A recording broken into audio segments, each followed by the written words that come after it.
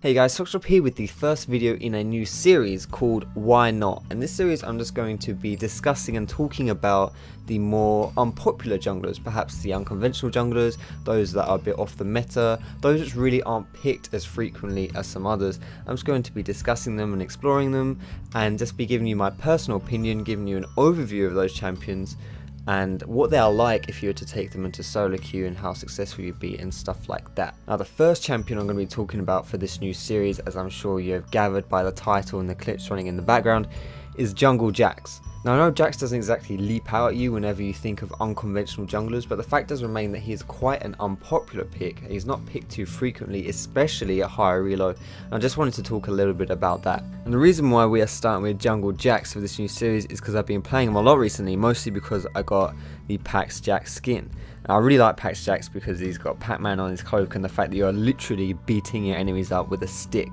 I got my skin from lolskinshop.com. They've got a whole bunch of cool skins like Silver Kale, Human Rise, Pax TF, all that kind of stuff. And so if you want to go check them out, I'll put a link to their website in the description. So to start with, I'm going to give you 3 positives of playing Jax jungle. Firstly, his single target clearing is really good. With his W, which has a low cooldown, the fact that once you hit level 6 that every third hit does extra magic damage, and the fact that your passive gives you stacking attack speed, it's all really good. And in the current meta, single target clearing is very powerful.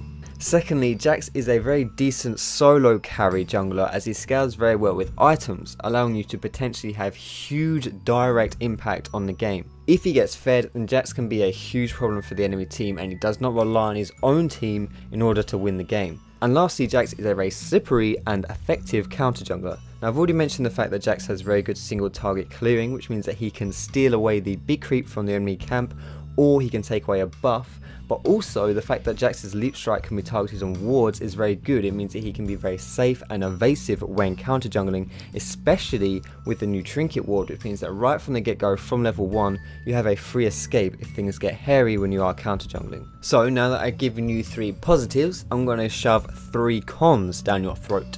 The first downside of Jax jungle is that when he gets behind, or quite simply he is not ahead, then he can be really weak and really unthreatening. Because he scales so well with items, it's really a blessing and a curse. If you have those items, then you'll be able to carry quite hard. If you don't have those items, then you will lack damage, you will not be tanky enough, and because Jax does not have a lot of utility himself, he will be easily ignored. Secondly, Jax is extremely vulnerable to counter ganks. If Jax goes balls to the wall on an engage on a gank, which he has to do if he wants to be successful, and he gets caught, then he has nothing left to run away and he is gonna die. In addition, he is also very fragile to the strong duelists in the jungle, especially before level 6. And lastly, Jax's ganks are very hit and miss. They're very basic, they're very one-dimensional. They either work or they don't. And I know that sounds really stupid because of course they either work or they don't, but what I mean by that is that there's nothing creative about them. They're really quite easily thwarted. Similarly, if there's no follow-up for your gank, like if your laner doesn't have any CC for themselves or they don't have high damage, then your gank is not going to work because the enemy will just run away from you after you've used your Q and your E to engage that gank. And that is another downside to him, the fact that you have to use 2 abilities just to get in melee range to actually stun that champion and set the gank up. However, on the other hand, it's hard for you personally to muck up your ganks, and if the requirements are met, then you can be quite successful with them. So what is my overall opinion on Jax jungle as a pick? I personally think Jax can actually be fairly solid if you play him right and if you get fed, if you are good with him. If you enjoy playing him and all you play is Jax jungle in solo queue, then I can see yourself having quite a bit of success if that's what you enjoy doing. He's certainly not an awful jungler by any means, however I don't think he's top tier either, and I do feel as though if you go against one of the top tier junglers and against the players who know how to play those junglers, then the chances of you getting cakewalked and absolutely stomped are kind of high. And if you're the type of player who often finds themselves not too fed after the lane phase or even a bit behind after the lane phase, I would stay away from Jax, because if you do play like that, then you are not going to have any success with Jax jungle. So just some closing minor tips on how to make your Jax jungle experience even better. Use your W as an auto attack reset to improve your clear speed when you are going through that jungle. Use your counter strike, your E, as the jungle attacks are coming into you, not as you engage the jungle camp itself. That way you will block as much damage as possible. So if you guys fancy playing Jax jungle for yourself, I'm just going to show on screen now the runes, mastery, skill order and item builds that I personally found to be quite good and that I was using.